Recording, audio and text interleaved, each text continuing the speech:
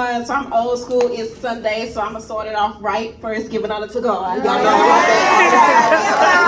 that. Who is the head of my life? We're gonna give respect and honor to our good old Shannon here for putting on this event for us today, and to all you lovely, beautiful queens. Like y'all have been giving me such great energy. I am loving it. So I was so nervous about my outfit, but y'all been, you so cute. Like thank y'all.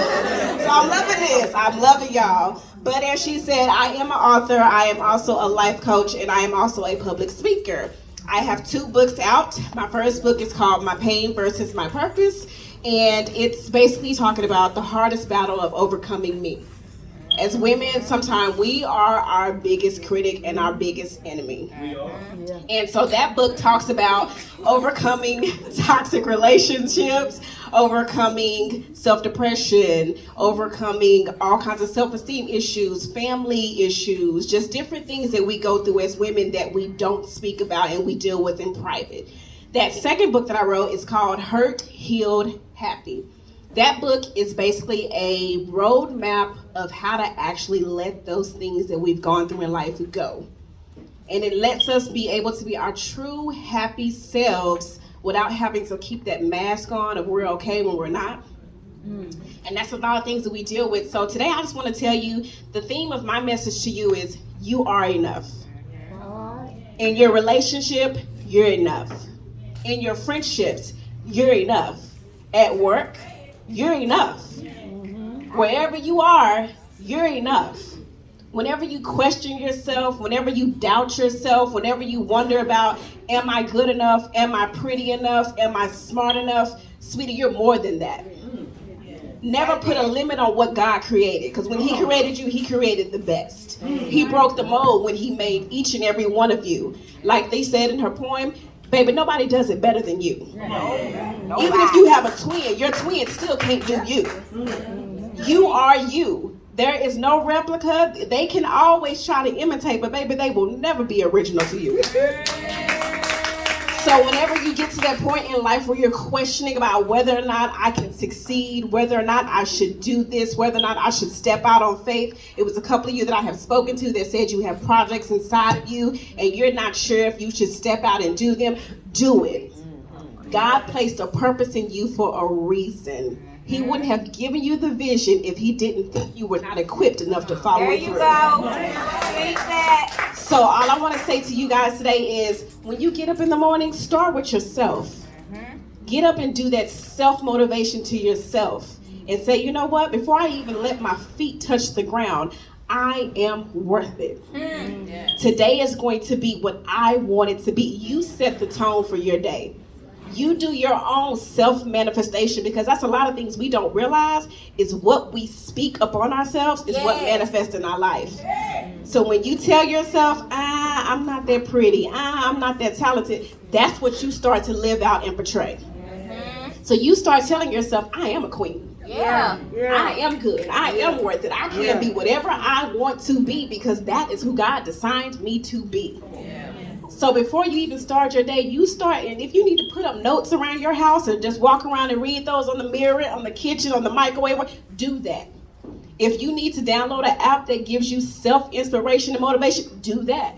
However you get it, but make sure whoever you surround yourself with has the same vision and goal as you. Because that's another important factor that we miss as women, is we surround ourselves with people who are not like-minded like us. And they can deter you, bring that dream down, talk you out of it, all because they don't have that mindset. That's not how they think.